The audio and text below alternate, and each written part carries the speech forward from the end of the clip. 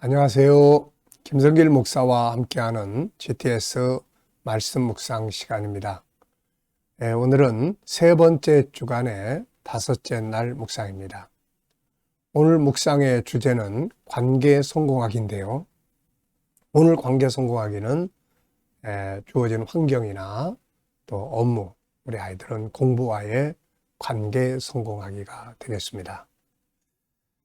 우리가 매주 금요일은 이 관계를 다루고 있습니다. 관계가 주제입니다. 그래서 첫 번째 주간에는 나 자신과의 관계, 두 번째 주간에는 다른 사람과의 관계, 세 번째 주간에는 내가 하는 일과 환경과의 관계를 다루고 있습니다. 아이들은 공부나 또 독서나 이런 자기가 하고 있는 것들과의 관계에서 성공하기가 되겠습니다. 우리는 다 관계 속에서 살고 있습니다. 그래서 이 관계 속에서 잘 해야 또 우리들이 하는 일들이 또 승리할 수가 있죠. 자, 오늘 우리에게 처해 있는 환경은 어떻습니까? 힘든 환경인가요? 좋은 환경인가요? 힘든 환경이든 좋은 환경이든 어떤 환경이든 그 환경과의 관계를 잘 성공적으로 갖는 것이 중요하고요. 또 내가 하고 있는 일 어떻습니까? 막 지겨워서 정말로 지겨움 속에서 하고 있나요? 아니면은 즐겁게 행복하게 하고 있나요? 역시 내가 하는 일과 행복한 관계를 만들 때 좋은 결과를 가져오게 됩니다. 우리 아이들은 공부가 막 지겨워서 그런 관계인가요? 아니면은 공부가 아주 재밌고 또 할 만한 이런 성공적 관계 속에 있나요? 문제가 있다면은 답은 또 있으니까요. 그 답을 잘 찾아서 좋은 관계들을 만들어 보시기 바랍니다. 자, GTS 묵상은 두 가지의 목적을 위해 탄생했습니다. 첫째는 매일매일의 역동성 있는 신앙생활을 하고, 두 번째는 삶의 현장의 변화와 발전을 만들기 위한 것이죠. 우리 아이들은 재능 개발과 학습 능력을 키우기 위해서 이 GTS가 탄생을 했습니다. 이것을 위해서 572의 구조가 들어있는데요. 이 572는 아주 이것을 이루기 위해서 만들어졌기 때문에 아주 좋은 프로그램이에요. 5는 그림이나 사물을 보고 분석하는 훈련입니다. 이것을 통해서 이 생각하는 능력을 활성화시켜 주는 거죠. 그리고 7은 7가지 주제로서 그날그날 살아가는 데 필요한 삶의 주제고, 그러니까 그냥 늘상 살던 대로 살면 아무 변화도 일어나지 않아요.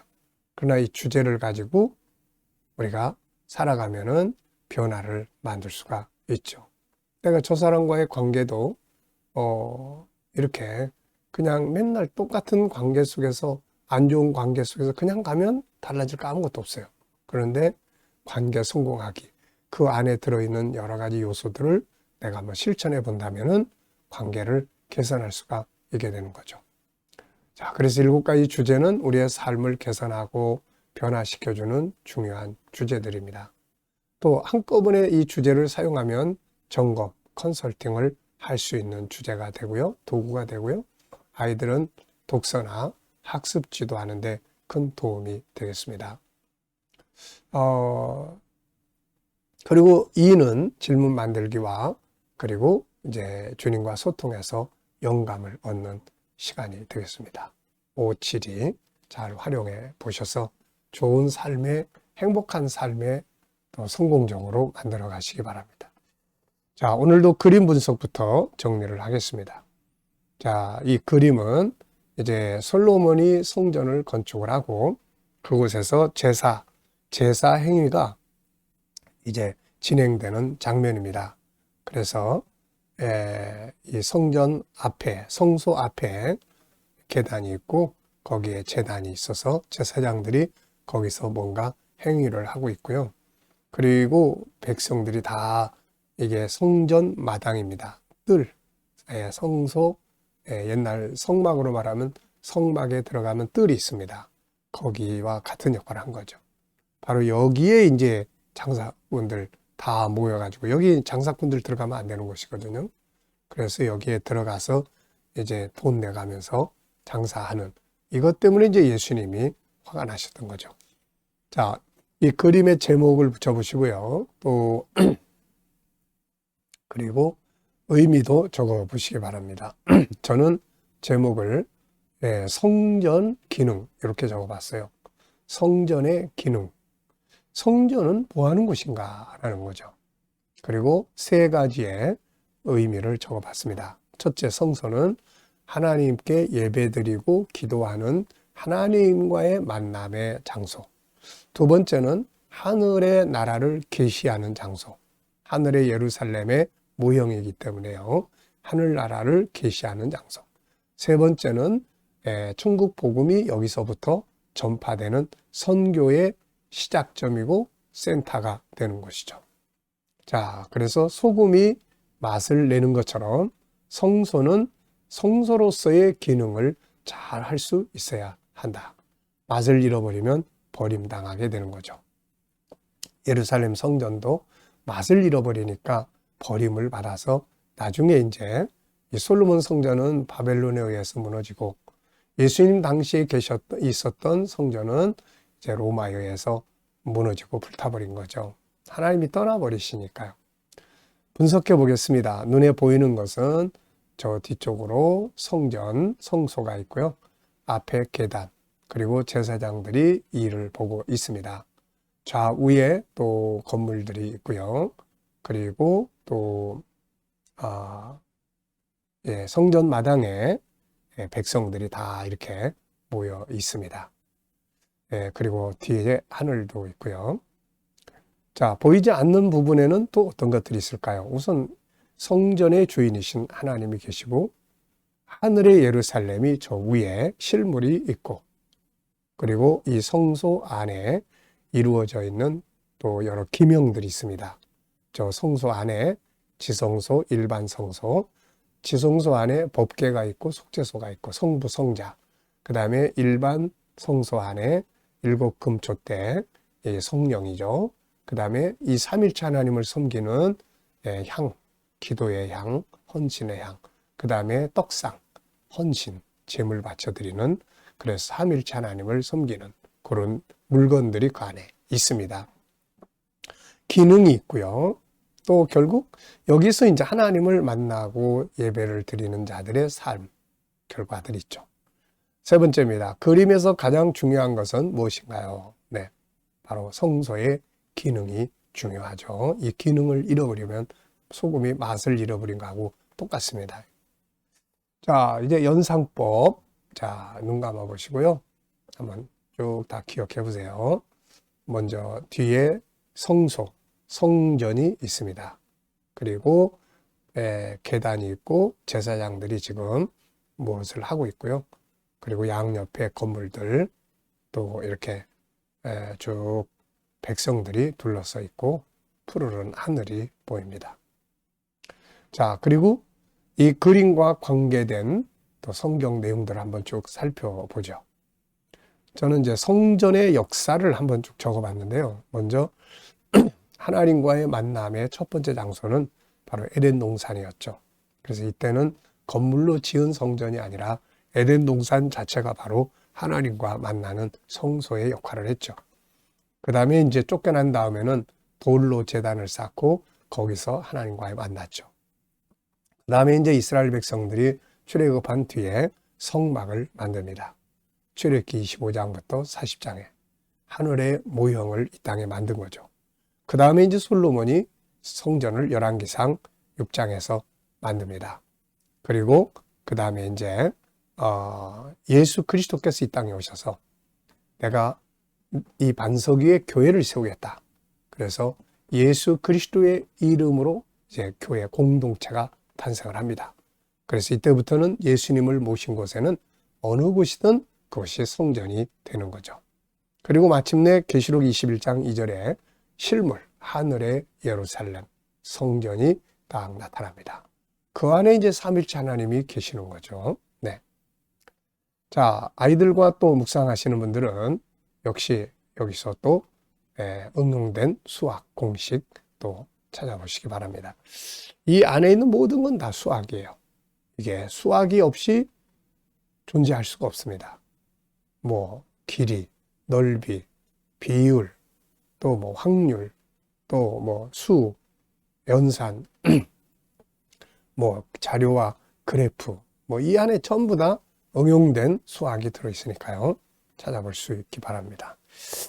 자, 그 다음에 이제 상상력 키우기인데요. 이 그림 앞에 뭐가 있으면 좋을까요?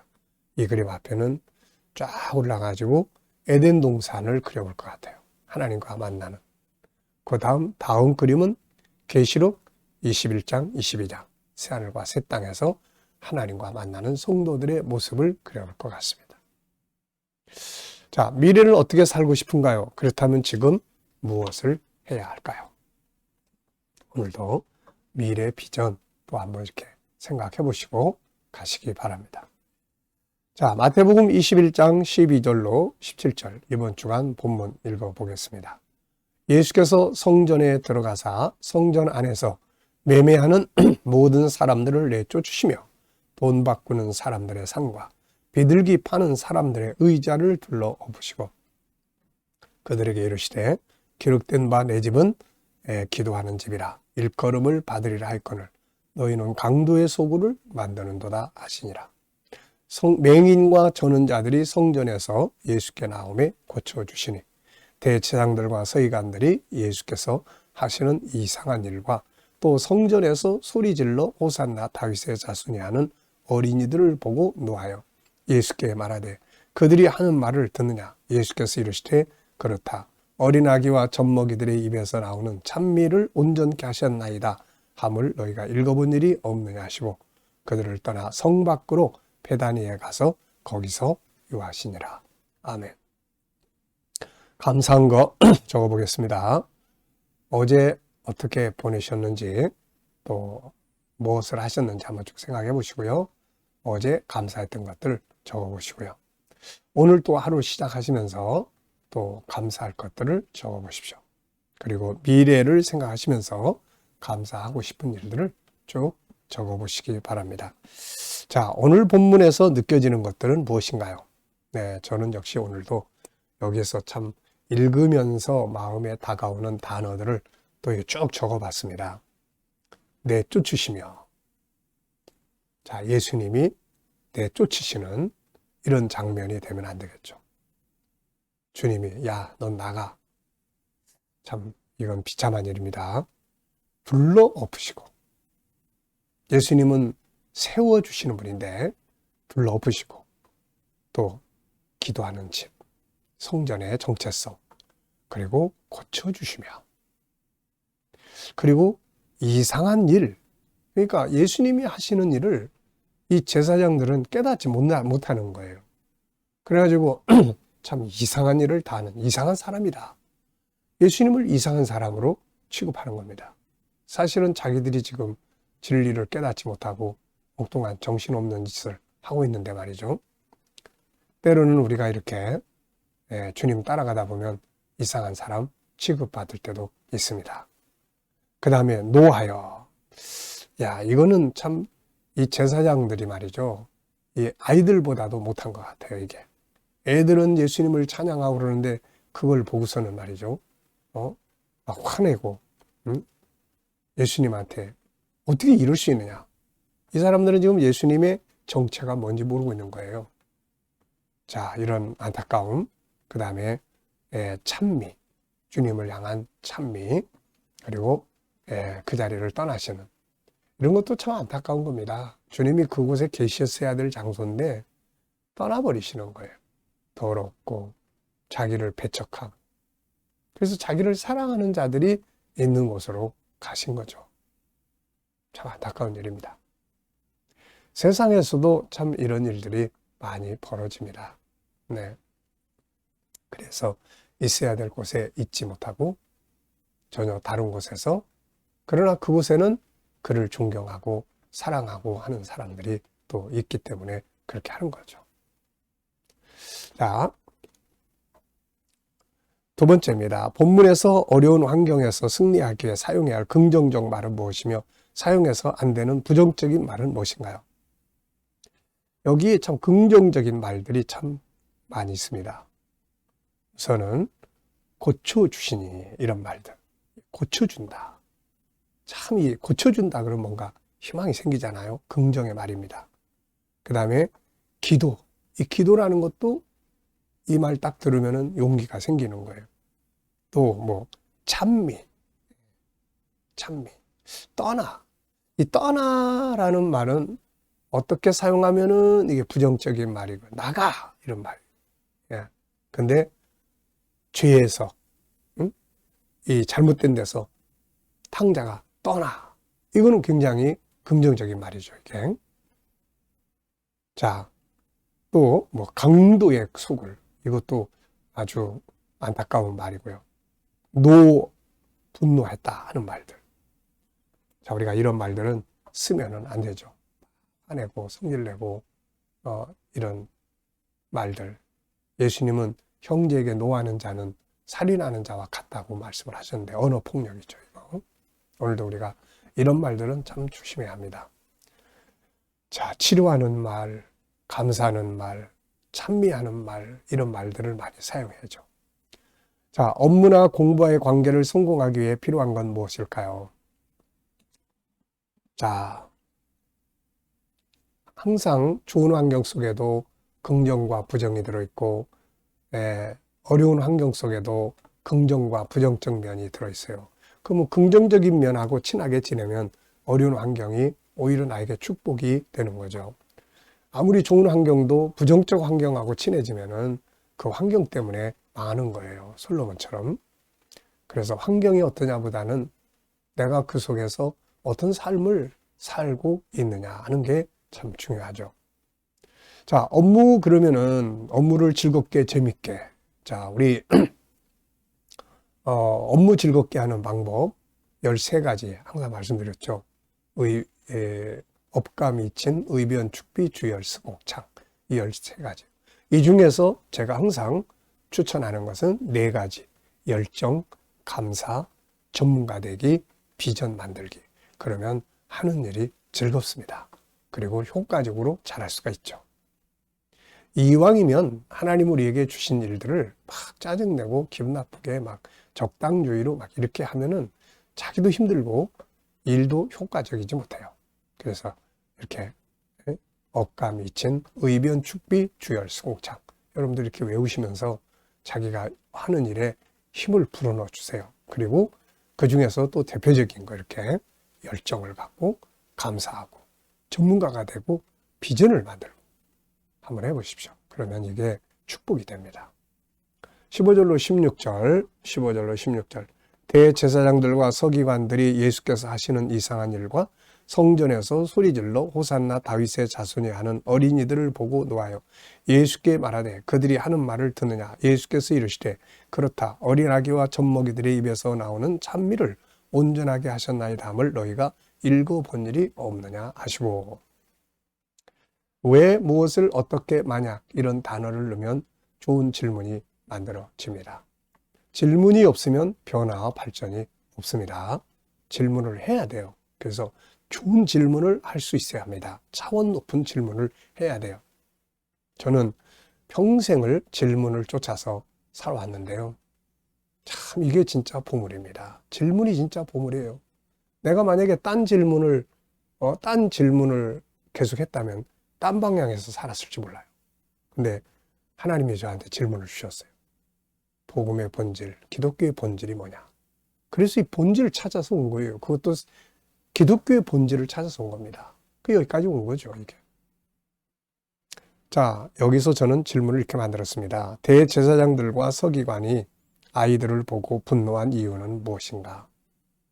주님을 찬미하는 아이들을 보고 함께 찬미하고 해야지 화를 내고 있는 거죠. 이유는 시기 질투인 것 같아요. 시기 질투. 보잘것없는 사람이 찬미를 받으니까 마음에 막 화가 나는 거죠. 이거. 어리석은 거죠.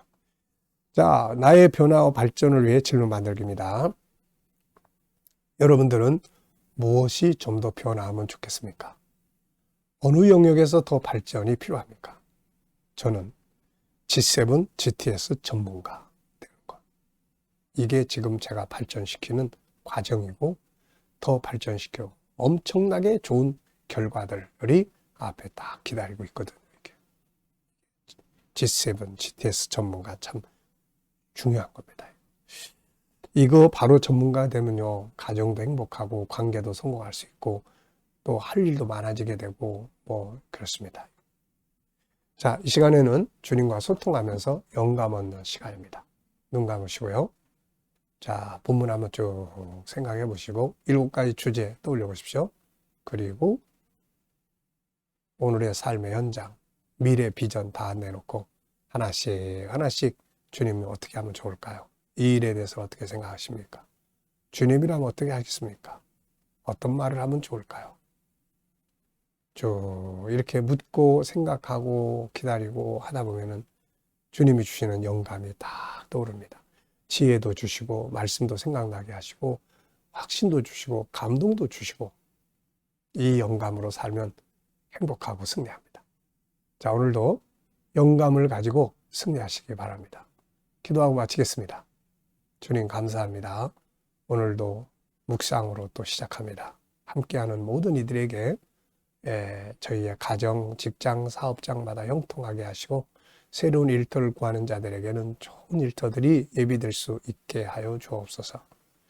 치료받는 교우들에게는 치유의 능력이 함께하여 주시고 어려운 문제를 안고 기도하는 성도들에게는 응답해 주시고 해결해 주시며 또 감당할 힘을 주시고 합력하여 선을 이루게 하여 주시옵소서.